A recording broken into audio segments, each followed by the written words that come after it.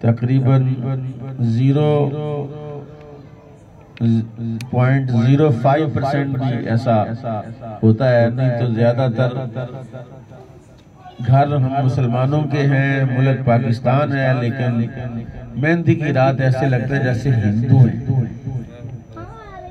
اور ہندوؤں کی عورتیں، ہماری عورتیں جو ہیں وہ اپنا رنگ روپ تبدیل کر لیتی ہیں، اور ہمارے جو افراد ہیں، جو مرد حضرات ہیں، ان کی غیرت بھی شاید گھاس چرنے چلی جاتی ہے۔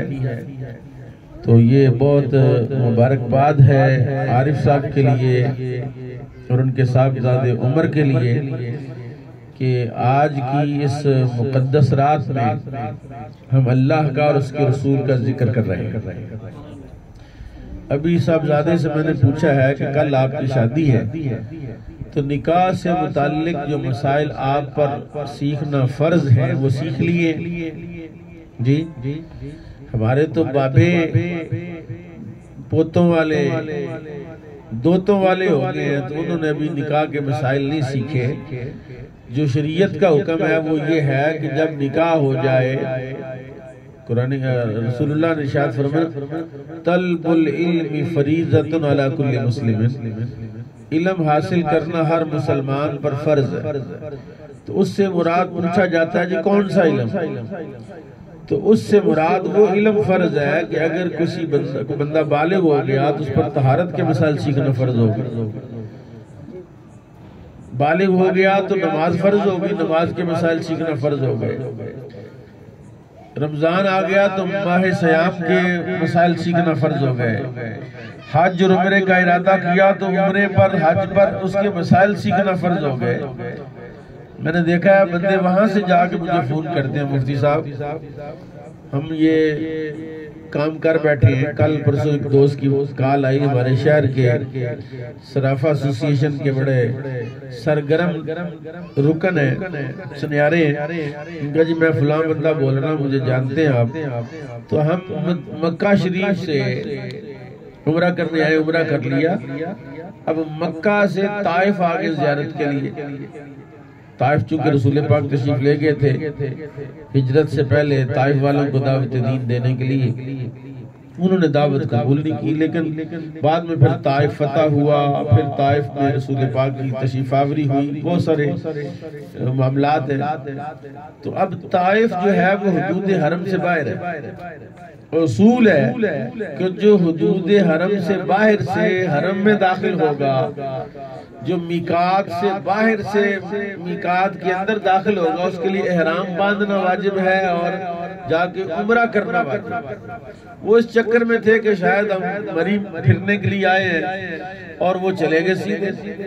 اب ظاہر ہے سنیارے تولہ ماشی کا بھی حساب کرنے والے ہوتے ہیں، وہ بڑا بریک حساب کرتے ہیں، انہوں نے حساب لگایا کہ دم دینا پڑے گا تو وہاں بکرا لینا ہے، وہ آئے گا 1200 ریال کا، تو وہ دن میں تارے نظر آنا شروع ہو گئے کہ یہ جو 6 لوگ ہیں اور 6 بکرے دینے پڑیں گے، اور 12 چھیکے 72 بنتا ہے، تو 72,000 مطلب ہے وہ دینے پڑیں گے، بڑے پھانس گئے ہیں، وہ کیا کریں گے آپ؟ اس لیے سے پہلے کہ وہ چیز لازم ہو، مسائل سیکھ کے جائیں، دین سیکھ کے جائیں، اور یہ بڑی اعلیٰ بات ہے۔ میں نے ایک آیت پڑھی، اس کا ترجمہ کرتے ہیں، اللہ کہتا ہے وَأَنْكِحُوا الْأَيَّامَ مِنْكُمْ وَالصَّالِحِينَ مِنْ عِبَادِكُمْ وَإِمَائِكُمْ إِنْ يَكُونُوا فُقَرَاءَ يُغْنِيهِمُ اللَّهُ مِنْ فَضْلِهِ۔ اس کے کچھ کو ختم کرو گا کہ آج کل ہمارے ہاں یہ ہے کہ ہو جاتا ہے، منگنی ہو جاتی ہے، رشتہ ڈھونڈنے میں دیکھتے ہیں بچہ کرتا کیا ہے، اگر بے روزگار ہے تو بھی کھلائے گا کہاں سے، ہماری بچی تو بھوکی مر جائے گی۔ قرآن کیا کہتا ہے؟ قرآن کہتا ہے تم اپنے بچوں کا نکاح کر دو، اگر وہ فقیر ہوئے، تنگ دست ہوئے، تو اللہ نکاح کی برکت سے انہیں غنی کر دے گا۔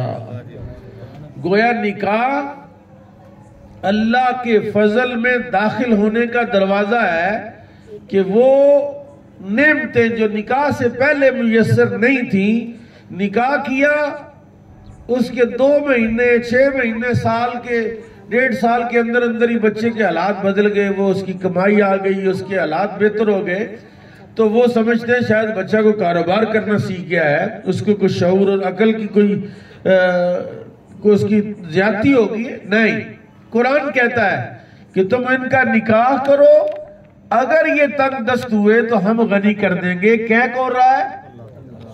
اور جس کو اللہ غنی کرے اس کو کوئی تنگ دست کر سکتا ہے؟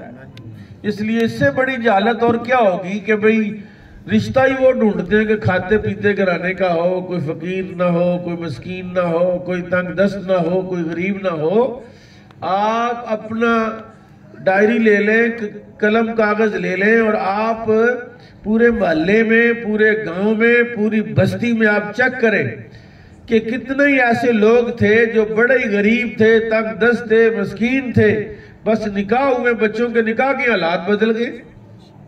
وہ جو جھونپڑیاں تھیں وہ کوٹھیوں میں تبدیل ہو گئی ہیں، وہ جو سائیکلوں والے تھے ان کو اللہ نے گاڑیاں اور فارچونر دے دیے، اور وہ سمجھتے شاید ہماری عقل کی وجہ سے آیا ہے، ہمارے شعور کی وجہ سے آیا ہے، ہمارے اندر کوئی ایسی کوئی صلاحیت پائی گئی ہے۔ نہیں، اللہ کا قرآن کہتا ہے کہ تم اگر یہ تنگ دست ہوئے تم نکاح کرو ان کا، اگر یہ تنگ دست ہوئے تو میں ان کو اپنے فضل سے غنی کر دوں گا۔ میں قرآن پاک ایک اور آیت آپ کی خدمت میں پیش کرتا ہوں، سورہ بقرہ کی 3 پارے کی آیت ہے۔ اللہ کا قرآن کہتا ہے الشیطان یعدکم الفقر ویأمرکم بالفحشاء۔ قرآن کہتا ہے کہ شیطان تمہیں بے حیائی کا حکم دیتا ہے۔ کس کا حکم دیتا ہے؟ اور فقر سے ڈراتا ہے۔ ڈراتا کس سے ہے کہ بھئی تنگ دست ہو جاؤ گے، غریب ہو جاؤ گے، مسکین ہو جاؤ گے۔ ہر مالدار کے ذہن میں یہ خطرہ اور خدشہ پھنسا ہوا ہے کہ میں غریب نہ ہو جاؤں، حالانکہ غریب کرنے والا بھی اللہ ہے اور امیر کرنے والا بھی۔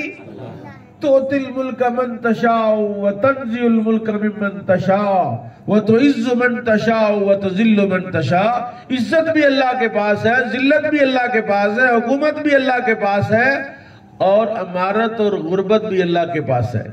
قرآن کہتا ہے اللہ یبسط الرزق لمن یشاء ویقدر، اللہ جس کا چاہے رزق کھول دے اور جس کا چاہے رزق بند کر دے۔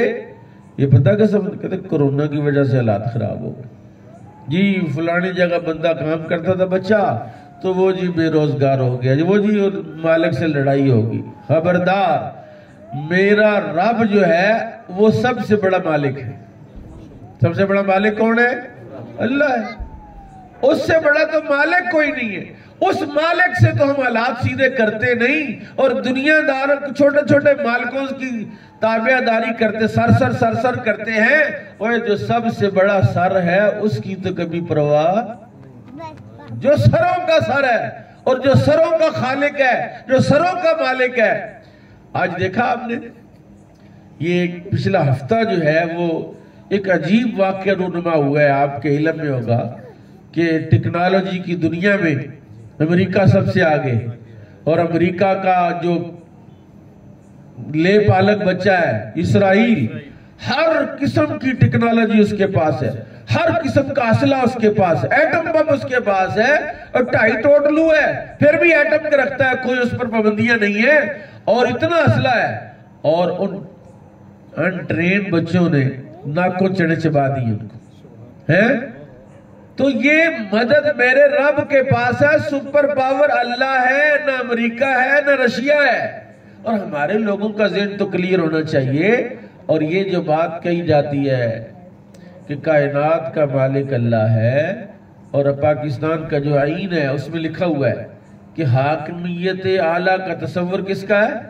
پاکستان کا اصل حکمران اللہ، یہ قانون میں لکھا ہوا ہے، اگرچہ جو بھی معاملات آپ کے سامنے ادھر نہیں جاتے۔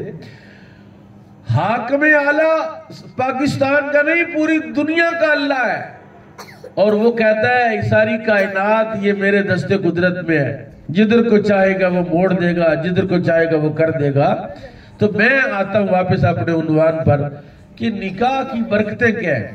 شیطان کہتا ہے بے حیائی کا کام کرو، اور کہتا ہے کہیں تم تنگ دست نہ ہو جاؤ، کہیں غریب نہ ہو جانا، کہیں مسکین نہ ہو جانا۔ او بھائی جو غریب ہے، غربت ہے، تنگ دستی ہے، وہ جڑی ہوئی ہے کس کے ساتھ جڑی ہوئی ہے؟ بے حیائی کے ساتھ. یعنی بے حیا بندہ کبھی امیر نہیں ہو سکتا. وقتی طور پر نظر آتا ہے کہ وہ جو بدکاری میں، زنا میں، بے حیائی میں لوگ بڑے آگے گئے ہوئے ہو، وقتی طور پر سیٹل ہیں. خبردار کوئی سیٹل نہیں ہو سکتا، کیونکہ دونوں متضاد ہیں، دونوں چیزیں متضاد ہیں. رزق، عزت وہ جڑی ہوئی ہے اللہ کے فضل کے ساتھ، اور شیطان نے کہا بے حیائی کرو اور کہیں غریب نہ ہو جانا. یعنی شیطان چاہتا ہے کہ جب بے حیا ہوں گے تو خود ہی غریب ہو جائیں. اور نکاح اللہ تعالیٰ نے جناب سیدنا آدم علیہ السلام کو پیدا کیا، اور جب پیدا کیا تو جنت میں وہ تھے تو بس اکیلے اکیلے تھے، تھوڑے یعنی پریشان تھے. اللہ نے پوچھا آدم کیا بات ہے؟ کہا مالک کوئی بات نہیں، ساری نعمتیں سارا کچھ ہیں. تو اللہ تعالیٰ نے پھر ان کی تسکین کے لیے ان کی بائیں پسلی سے سوئے ہوئے تھے، اور وہ تو رب ہے، اس نے وہ تو کہتا ہے اذا اراد اللہ بشیء ان یقول له کن فیکون. وہ اللہ ہے، جب وہ کسی شے کا ارادہ کرتا ہے وہ کہتا ہے ہو جا، اور وہ شے ہو جاتی ہے. اس کے بنانے کے لیے کسی مٹیریل کی ضرورت ہے. آپ نے مکان بنانا ہے تو بلڈنگ مٹیریل کی محتاجی ہے. میرے رب کے لیے کوئی محتاجی، وہ کہتا ہو جا، وہ شے ہو جاتی ہے. تو اسی وقت فوراً جناب حوا پیدا ہو گئی، اتنی خوبصورت اور اتنی حسن و جمال والی کو جب اپنے پاس بیٹھے دیکھا تو مالک یہ کون ہے؟ کہا یہ تیری بیوی ہے. کہا اچھا. تو ان سے کوئی بات چیت کرنے لگے، کوئی معاملات. اللہ نے کہا نہیں ٹھہرو، ابھی تمہارا اس کے ساتھ نکاح نہیں ہوا. پھر اللہ نے نکاح کروایا اور کہا آدم حق مہر ادا کرو. مالک حق مہر کیا؟ کہا میرے محبوب پر درود پاک پڑھ دو. جناب آدم کا حق مہر کیا تھا؟ درود پاک. جو رسول اللہ پر درود پاک پڑھا تو حضرت حوا کو ان پر حلال کر دیا. حضرت حوا سے لے کر آج تک 1,24,000 کم و بیش انبیاء آئے. ہر نبی کی شریعت میں دو چیزیں فرض تھی، لازم تھی، ضروری تھی. وہ کیا کیا؟ ایک تو ہر نبی کی شریعت میں نکاح رہا، ہر نبی کی شریعت میں توحید کا اور رد شرک کا نظریہ رہا. یہ جو ہم کسی غیر اللہ کو سجدہ نہیں کرتے، بے شمار نبیوں کی شریعتوں میں اللہ کے علاوہ بھی سجدہ تعظیمی کی اجازت تھی. حضرت یوسف علیہ السلام نے کہا اے میرے ابا جی یا باتی انی ارا فی المنام، یعنی میں نے نیند میں دیکھا کہ مجھے ایک چاند اور ایک سورج اور 11 ستارے سجدہ کر رہے. اور پھر حضرت یعقوب نے کہا یا بنی اللہ تقصص رؤیا کالا اخواتی کا، بیٹا اپنے بھائیوں کو یہ خواب نہ سنانا. پھر جب کیا ہوا، اللہ وہ وقت لے کر آیا، بھائیوں نے تو ان کو کنویں میں پھینکا اور ان کو ختم کرنے کی کوشش کی. لیکن جس کو رب کنویں سے نکال کے بادشاہ بنانا چاہے تو وہ بنا سکتا. اور پھر بنایا اس نے. پھر یہ سارا کا سارا ٹبر گیا نا جب وہاں، تو حضرت یعقوب اور حضرت یعقوب کی اہلیہ اور 11 بھائیوں نے سجدہ کیا. تو حضرت یوسف نے کہا یا ابا جی یہ ہے وہ تعبیر جو میں نے آپ کو خواب سنایا تھا. تو نبیوں کی بے شمار نبیوں کی امتوں میں غیر اللہ کو سجدہ جائز تھا. ہماری شریعت میں، ہمارے آقا مولا کی شریعت میں سجدہ اللہ کی ذات کے علاوہ کسی اور کے لیے جائز ہے. کسی قسم کا سجدہ بھی ہو وہ اللہ کے لیے، کسی اور کے لیے سجدہ نہیں ہے. لیکن یہ میں بات کر رہا تھا، نکاح ہر نبی کی شریعت میں رہا. اور نکاح کیا چیز ہے؟ مقصد نکاح کیا ہے؟ اولاد کو پیدا کرنا، بقائے نسل انسانی. مقصد نکاح نہیں ہے کہ کسی کی اولاد نہ ہو تو بے شمار عورتوں کو جناب جعلی پیروں کی پڑیاں کھلا کھلا کے گردے بیڑا غرق کر کے تو وہ پھر مر جاتی. جی اولاد نہیں ہو رہی تو جناب فلانے پیر کے پاس جاؤ، فلانے دربار پر جاؤ. میری اپنی فیملی اور خاندان کی 4 بچیاں ماشاءاللہ بہت سمجھدار، پڑھی لکھی اور دانا، لیکن اولاد نہیں ہو رہی، یا اولاد ہے تو بیٹا نہیں ہو رہا. ادھر سے پوڑی کھا، ادھر سے پوڑی کھا، ادھر سے پوڑی کھا، تو گردے فیل ہو گئے، وہ فوت ہو گئی۔ اور یہب لمن یشاء اناث و یہب لمن یشاء ذکور، جس کو چاہے اللہ بیٹے دے، جس کو چاہے اللہ، اور جس کو چاہے کچھ بھی نہ دے۔ یہ بھی ایک مسئلہ ہے، کسی کی اولاد نہ ہو تو وہ پھر کوئی بچہ اڈاپٹ کرتے ہیں۔ میرے اللہ کا جو نظام وراثت ہے اس سے بغاوت کسی صورت جائز نہیں ہے۔ اللہ نے ایک بندے کو بیٹا بیٹی اولاد دی نہیں۔ اب پھر یہ بھی ہے کہ جن کی ہاں اولاد کم ہوتی ہے ان کو اللہ مال بھی زیادہ دیتا ہے۔ کیوں مال زیادہ دیتا ہے؟ کہ جو اس کے مال کے وارث ہیں ان کا امتحان ہوتا ہے۔ سورہ بقرہ پہلے پارے میں دوسری سورت قرآن کی سورہ بقرہ ہے۔ بقرہ عربی میں کہتے ہیں گائے کو، اور گائے والا جو قصہ ہے وہ بھی یہی ہے کہ حضرت موسیٰ کے زمانے میں ایک بندہ تھا جو بہت مالدار تھا، اس کی اولاد نہیں تھی، اس کا ایک ہی بھتیجا تھا، بھائی کا بیٹا تھا۔ ظاہر ہے وہ چاچا مرتا تو اس کا مال جو ہے وہ بھتیجے کو ملنا تھا۔ بھتیجا چاہتا چاچا جلدی مرے اور مال میرے حوالے آئے، وہ چاچا مر نہیں رہا، روز دعائیں کرتا ہے، منتیں مانتا ہے وہ چاچا مرے۔ اس نے کیا کیا؟ چاچے کو ویسے پھڑکا دیا اس مال کے لیے۔ جب چاچا پھڑکایا اور خود ہی ڈرامہ کیا کہ اس وقت تک میں کچھ نہیں کھاؤں گا جب تک قاتل کو پکڑ نہیں لیتا، نہ کھاؤں گا نہ پیوں گا۔ جناب موسیٰ کے پاس آئے، کہا اللہ نے کہا گائے ذبح کرو، اس نے کہا اتتخذون ہزوا، موسیٰ آپ قاتل کا نام پوچھ رہے ہیں کون ہے اور آپ کہتے ہیں گائے ذبح کرو۔ حضرت موسیٰ نے کہا نہیں میں مذاق نہیں کر رہا تمہارے ساتھ، اللہ نے حکم دیا۔ پھر وہ گائے کے چکر میں کون سی ہو، کیسی ہو، کتنی عمر کی ہو، رنگ کیا ہو، وہ سارے معاملات کے بعد جب اینڈ کیا نکلا، جب گائے ذبح کی اور گائے ذبح کر کے اس مردے کو لگائی تو مردہ اٹھ کے بیٹھ گیا اور اٹھ کے کیا کہتا ہے کہ اس نے مجھے قتل کیا۔ اب بتا دیا، چوانی نہیں ملی اس کو، الٹا قصاصاً قتل ہونا پڑا۔ تو جو اللہ تعالیٰ کسی کو اولاد نہیں دیتا، اس کو مال دیتا ہے، اس میں اللہ آزمائش کرتا ہے کہ اس کے جو وارث ہیں اس کا رویہ اس کے ساتھ کیسا ہے، اس کا رویہ ان کے وارثوں کے ساتھ کیسا ہے۔ میرے پاس یہاں مدرسے میں نیا میں نے مدرسہ بنایا، چونکہ میں پچھلے 15-16 سال سے 17 سال سے یہاں ناروال میں خطیب ہوں، تو میرے پاس یہاں ایک فیملی ہے، نام گاؤں کا نام بھی نہیں بتاتا، محلے کا بھی نہیں بتاتا، میرے پاس ہے دونوں میاں بیوی ہیڈ ماسٹر، اچھی تنخواہیں، گاڑیاں۔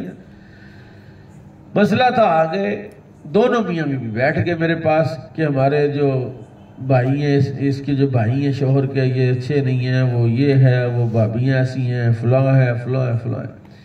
تو ہم نے ایک بچہ لیا ہے اور ساری جائیداد اس کے نام کر دی۔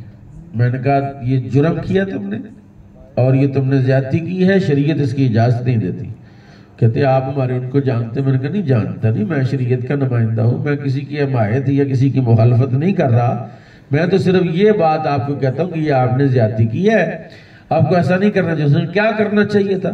میں نے کہا اچھا یہ بتاؤ، لاہور میں بادامی باغ میں ایک واقعہ ہوا اس طرح کہ دونوں میاں بیوی نے ایک بچہ لے لیا، پال لیا اور اس کو بیٹا بنا لیا۔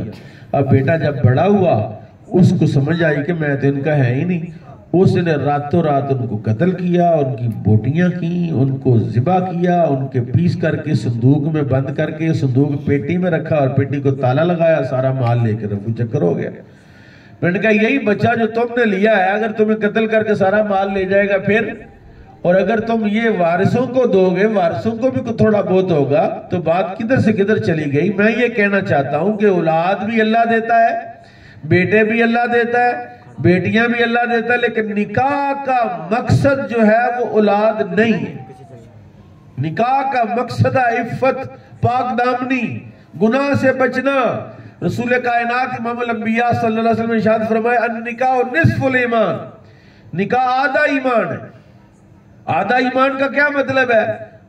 کہتے ہیں گناہ بندہ دو وجہ سے کرتا ہے، ایک گناہ کرتا ہے پیٹ کی وجہ سے، کھانے پینے کی وجہ سے، اور ایک گناہ کرتا ہے شہوت کی وجہ سے، اور جب نکاح ہو جاتا ہے تو اس کا آدھا ایمان محفوظ ہو جاتا ہے۔ تو گویا یہ نکاح نصف ایمان ہے، اور بقیہ ایمان جو رہ گیا آدھا، فرمایا اس کے بارے میں وہ اللہ سے ڈرتا رہے، یہ رسول اللہ نے بتایا۔ تو نکاح کا مقصد اولاد ہے ہی نہیں کہ جو بندے ہلکان ہو رہے ہیں، ڈپریشن کا شکار ہو گیا، بھی اولاد نہیں ہے، کیا بنے گا ہمارا، کیا بنے گا۔ او بھائی اولاد نہ بھی ہو، میرا رب اگر اولاد کے بغیر بھی تیرے چرچے کرنا چاہے تو مثال موجود ہے امام الانبیاء کے کون سے بیٹے تھے؟ رسول اللہ کے تو بیٹے نہیں تھے۔ قرآن کہتا ہے کہ ما کان محمد ابا احد من رجالکم، مردوں میں سے کسی کے باپ نہیں ہے۔ کائنات کا کون سا خطہ اور کون سا کونا جہاں رسول اللہ کا نام نہیں پکارا جا رہا؟ اس لیے اولاد ہو سبحان اللہ، اولاد نہ ہو سبحان۔ میں ایک اللہ کے کامل بندے کو ملنے کے لیے گیا ڈسکا میں، پتہ چلا گئے وہ بیمار تھے۔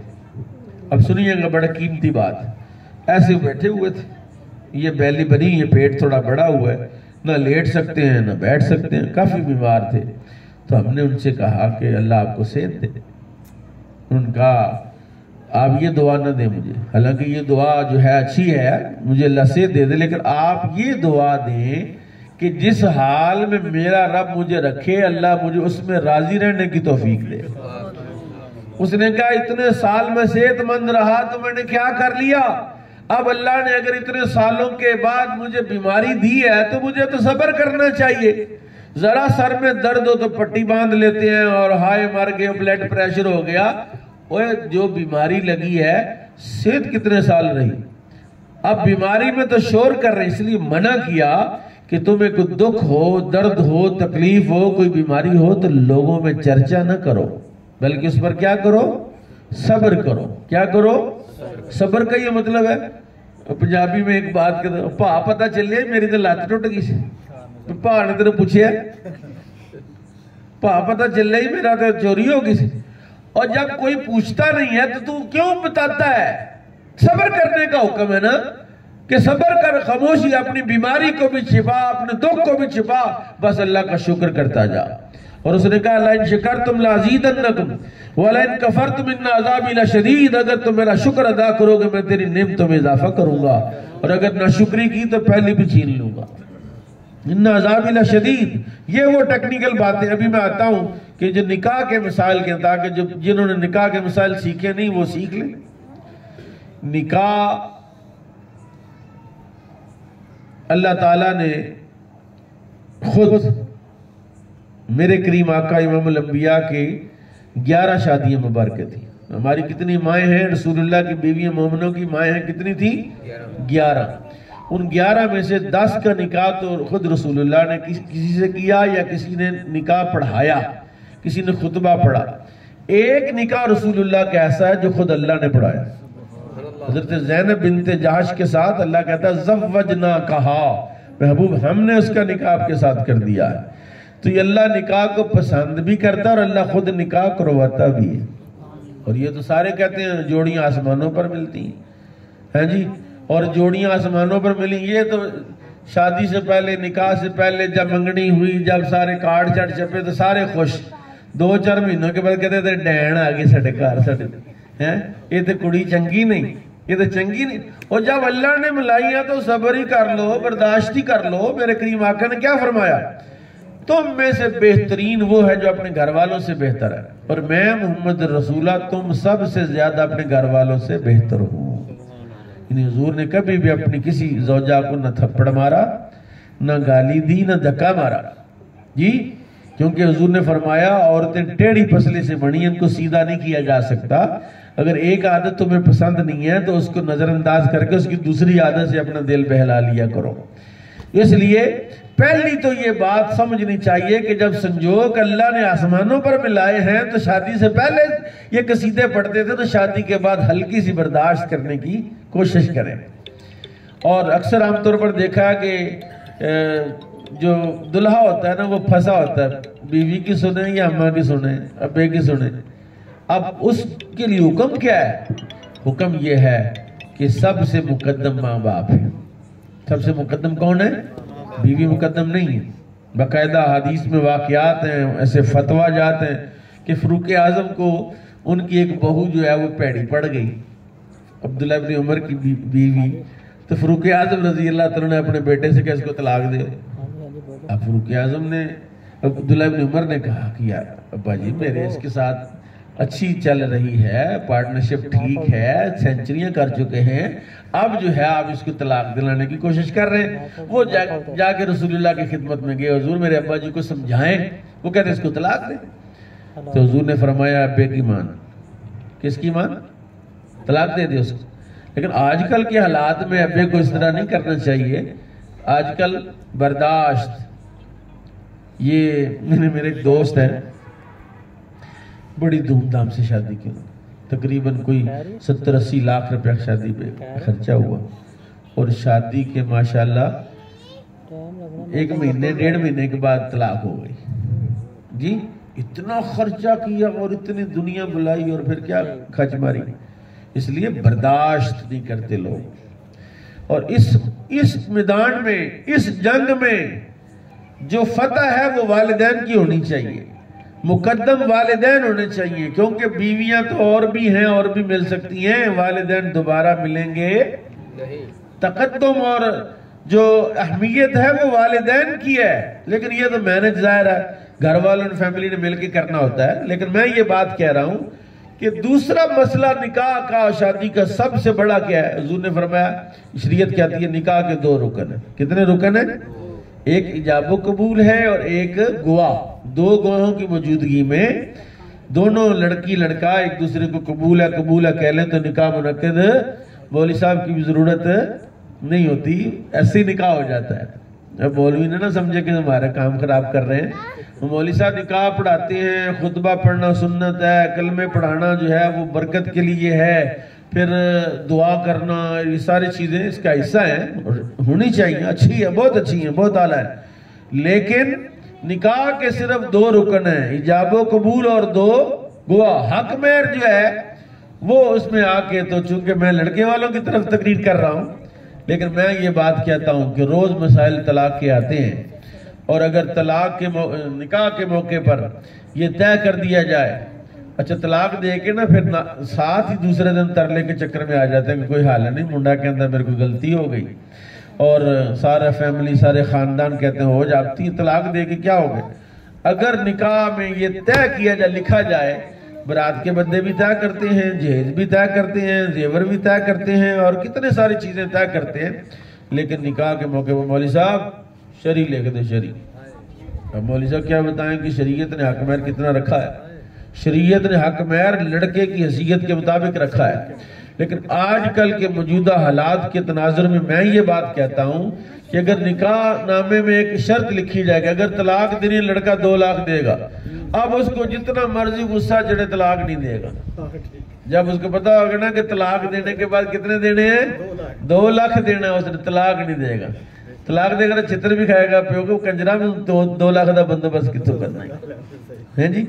اس کو حذف کر دے، اس بات کہتے ہیں اسمبلی کی کارروائی میں پینچ کر دے۔ اچھا بات یہ ہو رہی ہے شادی کی، شادی کا اگلا مرحلہ کیا ہے؟ اگلا مرحلہ ہے شادی کا کہ اپنی بیوی کو شریعت مطہرہ کے مطابق زندگی گزارنے کے لیے طہارت کے مسائل ہیں۔ گزارا میں سپیکر میں بیان نہیں کر سکتا، لیکن میں اس کی چھوٹی چھوٹی چند ٹپس دے دیتا ہوں کہ جب غسل فرض ہو جائے تو کون کون سے کام بندہ نہیں کر سکتا۔ میں نے جتنے بھی نکاح پڑھائے ہیں نا، میں نے لڑکے سے پوچھا جی غسل فرض ہو جائے کون کون سے کام نہیں کرتا، میری طرف دیکھتے رہتے، کیونکہ سیکھتے نہیں۔ سیکھنا چاہیے کہ ایک بندے پر غسل فرض ہوا اور اس پر پوری نماز کا ٹائم گزر گیا اور وہ بندہ منحوس ہو گیا، جس گھر میں ہوگا وہاں رحمت کا فرشتہ نہیں آ سکتا۔ جس زمین پر چلے گا وہ زمین اس سے پناہ مانگے گی اللہ کی، یا اللہ یہ تو پلید ہمارے اوپر چل رہا ہے جی۔ یعنی رات کو غسل فرض ہوا تو فجر کی نماز کا ٹائم سٹارٹ ہوا، اسے چاہیے تھا نماز سے پہلے غسل کر لیتا یا نماز کے وقت میں غسل کر لیتا اور نماز پڑھتا۔ اب نماز کا ٹائم بھی گزر گیا، سورج بھی طلوع ہو گیا، اب سورج طلوع ہونے کے ساتھ ہی ایک نماز کا وقت اس پر گزرا، اب گزرنے کے ساتھ یہ بندہ منحوس ہو گئے۔ رسول پاک نے فرمایا جنبی بندہ جس گھر میں ہوگا وہاں رحمت کا فرشتہ نہیں آتا۔ تو اس سے مراد ہوا جس پر کامل نماز کا وقت گزر جائے۔ اب وہ 3 کون کون سے کام بندہ نہیں کر سکتا جب غسل واجب ہوتا ہے یا جنبی ہوتا ہے؟ بندہ نماز نہیں پڑھ سکتا، مسجد میں داخل نہیں ہو سکتا، زبانی قرآن کریم کی تلاوت بھی نہیں کر سکتا، یہ 3 کام بندہ نہیں کر سکتا جب غسل فرض ہو جاتا ہے۔ اس لیے چاہیے یہ کہ اس کے بعد طلاق کے مسائل، یہ بچہ بعد میں سیکھے گا۔ میں ایسی نا آپ کو خشک تقریر سنا رہا، میں تھوڑی سی ذرا تار کر کے نا تقریر سناؤں آپ کو۔ یہ گاؤں ہے ادھر سنگیال، وہاں ایک میرے دوست ہیں یہاں، اس کے بھائی کی شادی تھی تو مجھے لے کے تقریر کرنی ہے آپ نے، میں تقریر کرنے گیا۔ وہ جو قاری صاحب تھے نا وہاں، تو انہوں نے اس کی ماں سے کہا کہ مائی خسرے نہ منگائی۔ انہوں نے کہا میرا ایک پتر ہے تو میں نے قاری جی خسرے منگوانا۔ انہیں کیا ملیا نے کہ قاری نو بلا، قاری صاحب کو تلاوت کرنے گے نہ۔ انہوں نے کہا میرا منڈا کہتا قاری کو پڑھتا رہا جہاں میں قاری، میرا منڈا قاری دا شاگرد نہیں، قاری کو استاد ہے میرا منڈا۔ قاری نے کہا دس خسرے تیرے منڈے نے استاد ہے جی۔ وہ ایسی کوئی بات وہاں ہوئی کہ وہ مائی نے پھر چلو، لیکن یہ بات ہے کہ نکاح عبادت ہے۔ نکاح کیا ہے؟ نکاح کیا ہے؟ النکاح من سنتی فمن راغب عن سنتی فلیس منی۔ حضور نے فرمایا نکاح میری سنت ہے، یعنی حضور کی سنت ہے تو سنت تو عبادت ہوتی ہے، اور عبادت کے موقع پر یعنی گناہ کے کام کرنا یہ حرام اور ناجائز ہے۔ مثلا آپ سنتیں پڑھنے کے لیے زور کی سنتیں پڑھنی ہیں تو آپ کے ٹول والے نے خسرے نے بلاؤ جی میں سنتا پڑھنی ہے تو ایسا تو نہیں ہوتا۔ اب آپ نے کوئی سنتیں کرانی ہے، وہ جو ٹپیکل سنتیں ہوتی ہیں ان میں پہلے زمانے میں اس طرح کے ڈرامے ہوتے تھے، خسرے آتے تھے کہ آج کل اللہ تعالیٰ نے شعور دیا، لوگوں کو سمجھ دی، اب وہ جائز اور حلال طریقے سے وہ یعنی پیدائش کے فوراً بعد ہی سنتیں ہو جاتی، نہیں تو پہلے زمانے میں تو یہ بھی ایک مصیبت اور سیاپا ہوتا تھا، سنتیں کرانی ہے اور اس میں سارے خاندان کے لیے ایک شادی سے بڑی شادی ہوتی تھی۔ تو نکاح عبادت ہے۔ نکاح کیا ہے؟ عبادت کے موقع پر شیطانی امور کا سر انجام دینا یہ بالکل سنت کے منافی ہے اور سنت کی برکات کو ختم کر دیتا ہے۔ جس مجلس میں اللہ رسول کو ناراض کیا جائے، پتہ نہیں ان کا صبح کا کیا پروگرام ہے، لیکن میری جو ذمہ داری ہے وہ تو میں ادا کروں کہ سنت کو سنت ہی رہنے دیا جائے، عبادت کو عبادت ہی رہنے دیا جائے۔ اگر سنت کو گناہ میں تبدیل کرنے کی کوشش کی جائے تو اللہ بھی ناراض، رسول اللہ بھی ناراض، اور جس کام پر اللہ اس کا رسول ناراض ہے اس میں برکت کہاں سے آئے گی۔ اور تیسرا مرحلہ ہے، بڑا اہم مسئلہ ہے کہ ولیمہ، رسول اللہ نے فرمایا اولم ولو بشاتن، ولیمہ کرو اگرچہ ایک بکری کا ہی کرو۔ یعنی حضور کے زمانے میں بکریاں اس طرح ہوتی تھیں آپ کے علاقہ مبارک میں جس طرح ہمارے گھروں میں مرغیاں ہوتی ہیں جی، ہر گھر میں 70 80 90 بکریاں، ہر گھر میں ان کا جو معاش ہے وہ بکریاں ہی تھا۔ بکریاں ہوتی تو ان کا دودھ نکال کے پی لیتے تھے، ذبح کر کے کھا لیتے تھے، جہاں پانی ہوتا تھا وہاں جا کے پڑاؤ کر لیتے تھے۔ تو اس لیے حضور نے فرمایا اولم ولو بشاتن، ولیمہ کرو اگرچہ ایک بکری کا ہی ہو، کہ ان کے ہاں بکری بمنزلہ ایک مرغی کے ہے، لیکن یہ ولیمہ کوئی نکاح کے لیے فرض واجب ہے کہ نکاح کے بعد ولیمہ کرنا بہت ہی ضروری ہے۔ اگر ولیمہ نہ کیا تو نکاح ہی جائز نہیں ہوتا۔ ایسی جاہلانہ باتیں لوگ کرتے ہیں کہ اگر نکاح ولیمہ نہ ہوا تو یہ اس طرح، بہت واہیات باتیں بھی اس میں ہیں۔ اگلی بات ہے کہ نکاح کو ختم کرنے والی چیز طلاق ہے، اور طلاق جو ہے وہ بھی قرآن نے اس کو بیان کیا۔ اللہ تعالیٰ کو حلال چیزوں میں سب سے زیادہ ناپسند طلاق ہے، لیکن حرام نہیں ہے۔ طلاق حرام بھی، ناجائز بھی، جائز ہے، اور وہ انتہائی حالت میں۔ اب لڑکا جو ہے اس پر سب سے زیادہ مسئلہ یہ ہے کہ وہ طلاق کے مسائل کو سیکھے، تاکہ کبھی اس کے بلڈ پریشر ہائی ہو تو بعد میں کھچ مارنے کے بعد پھر مولویوں کے مفتیوں کے پاس جا کے کہ جی آپ غلطی ہو گئی ہے۔ اب تو دوسرے دن اسٹیپ ڈاؤن کر جاتے ہیں جی غلطی ہو گئی ہے، نہیں تو پہلے زمانے میں بندے کو غصہ چڑھتا تھا کچھ 4 دن نکالتا تھا وہ، کیوں جی یا چٹیاں داڑے میں پتا غصہ چڑھتا تھا 4 دن بابے سے لاگے کوئی نہیں لگے۔ اب تو دوسرے لمحے وہ جو ہے وہ غصہ ختم ہو جاتا ہے۔ جو ماہر نفسیات وہ تو یہی کہتے ہیں کہ 7 سیکنڈ ہے غصے کا ٹائم، جو شدت غضب ہے بندے کا وہ 7 سیکنڈ کے بعد بندے کو اپنے غصے پر پچھتاوا ہونا شروع ہو جاتا ہے۔ تو ایک دو میں آپ کو حدیث رسول اللہ کی زندگی کے واقعات عرض کرتا ہوں کہ نبی کریم صلی اللہ تعالیٰ علیہ وسلم نے جو نکاح مبارک فرمایا، پہلا نکاح رسول پاک صلی اللہ تعالی وسلم کا، وہ تھا حضرت سیدہ خدیجہ الکبریٰ رضی اللہ تعالیٰ عنہ کے ساتھ، جو 2 مرتبہ بیوہ ہو چکی تھی۔ کتنی مرتبہ؟ ان کی عمر 40 سال تھی اور رسول اللہ کی عمر 25 سال تھی۔ تو نکاح کے موقع پر ساری جو خواتین ہیں یہ اللہ کی بندیاں ہیں، اللہ کی باندیاں ہیں، یہ سب قابل احترام ہیں۔ اور نبی کائنات امام الانبیاء صلی اللہ علیہ وسلم کی یہ ولادت باسعادت کا ماہ مبارک ہے، اور ولادت باسعادت ان کے لیے، اس گھر کے لیے 2 خوشیاں ہیں، عید میلاد النبی کی خوشی ہوگی، ایک شادی کی خوشی ہوگی۔ تو اللہ تعالیٰ ان کے گھر میں خیر برکت کا نزول فرمائے اور ان کے لیے اس شادی کو مبارک فرمائے۔ شادی ہمیشہ نفع کا باعث ہے، نقصان شادی نہیں کرتی، شادی کا فائدہ ہی فائدہ ہے، اللہ یہ کہ ہم خود اپنی جہالت کے ساتھ اس شادی کو نقصان کا باعث بنا لیں اور اس پر فائرنگ کریں۔ جی شادی پر بندے فائرنگ کرتے ہیں، دلہا بھی اندر تو دلہا دابا بھی اندر، کیوں ہے جی فائرنگ ہوئی؟ ایسا جو ہے رات میں پھڑ کے لے گئے، سویرے ضمانت ہو رہی ہے، اب کیا کریں ہاں شادی عالم۔ تو اس طرح کی ساری جہالتیں اور بیوقوفیاں ہوتی ہیں۔ شادی میں یہی کام ہے، تلاوت ہو، نعت ہو، بیان ہو، اچھی اچھی باتیں ہوں، چاہے لطیفے بھی ہوں اس میں۔ ایک تبلیغی جماعت والا ہمارا بھائی جو ہے وہ اپنی بیوی کو مار رہا تھا اور بہت تشدد کر رہا تھا، محلے والوں نے کہا کہ یار تو کچھ شرم کر، اس کو کیوں مار؟ اس نے کہا داڑھی نہیں رکھتی۔ اس نے کہا کہ عورتوں کی داڑھی نہیں ہوتی، ان کا تو انہوں بھی پتہ نہیں ہوتی لیکن ارادہ تو کرے۔ تو شادی کے موقع پر اچھے ارادے جو ہیں وہ بندے کے ہونے چاہیے کہ میں اپنے ماں باپ کی خدمت کروں گا، اپنے زندگی کو شریعت مطالعہ کروں، اور یہ گارنٹی تو میں نہیں، اللہ کا قرآن دے رہا ہے کہ شادی کے بعد بندے کا رزق اللہ کھول دیتا ہے، بندے کا رزق اللہ۔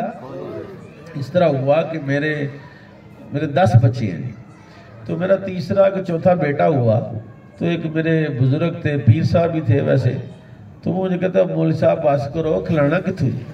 میں نے کہا حضرت صاحب کوئی خدا کا خوف کریں، اگر آپ جیسی شخصیت اس طرح کی بات کرے گی تو، حالانکہ رسول اللہ نے کیا فرمایا ہے؟ ایسی عورتوں سے نکاح کرو جو زیادہ بچے پیدا کرتی ہیں، تاکہ میں قیامت والے دن تمہاری کثرت پر فخر کروں گا کہ سب سے زیادہ امت رسول اللہ کی ہے۔ سب سے زیادہ کس کی امت ہے؟ اور وہ جو فلسطین کی مائیں ہیں ان کو پتہ کیا کہتی ہیں؟ وہ کہتی ہیں ابھی بچے کتنے شہید کر دیے انہوں نے، ابھی آگ برسا رہا ہے اسرائیل، اور یہ ہمارے بے غیرت حکمران خاموش ہیں، گونگے شیطان۔ وہ مائیں کہتی ہیں ہم نے تو بچے پیدا ہی فلسطین مسجد اقصیٰ کی حفاظت کے لیے کیے، ہمارا بچہ اگر مسجد اقصیٰ پر قربان ہو گیا قبلہ اول پر تو ہمیں دکھ نہیں ہے کہ ہمارا بچہ چلا گیا، ہم نے تو پیدا ہی اس لیے کیا تھا۔ جی اس لیے اولاد جو ہے وہ اللہ کی نعمت ہوتی ہے، اللہ کی رحمت ہوتی ہے، اور اس موقع پر کہ نبی کائنات امام الانبیاء صلی اللہ تعالی علیہ وسلم سب سے زیادہ جس بات پر خوش ہوتے تھے، جب آپ کی کسی غلام کی شادی ہوتی تھی حضور خوش ہوتے تھے۔ اب ایک شادی پر گئے تو وہاں پر انہوں نے گھر والوں نے کہا کہ ہمارا دستور ہے مدینے والوں کا، اوس اور خزرج قبیلے میں کسی کی شادی گئی، تو انہوں نے کہا ہمارا تو دستور ہے کہ شادی پر ہم تھوڑا سا تو آپ صلی اللہ علیہ وسلم سے مشکات کی حدیث آپ نے اجازت دیتے تم اپنی خوشی کر لو۔ تو وہاں چھوٹی بچیوں نے دف پر جو ہے وہ جو مختلف اشعار پڑھتی ہیں وہ پڑھے، حضرت فاروق اعظم آگے اوپر سے، آپ بیٹھے ہوئے تھے، فاروق اعظم آگے تو وہ جو بیویاں پڑھ رہی تھی نا انہوں نے ٹول کی نیچے چھپا دی۔ اب رسول پاک صلی اللہ علیہ وسلم بے اختیار ہنس پڑے، آپ نے فرمایا عمر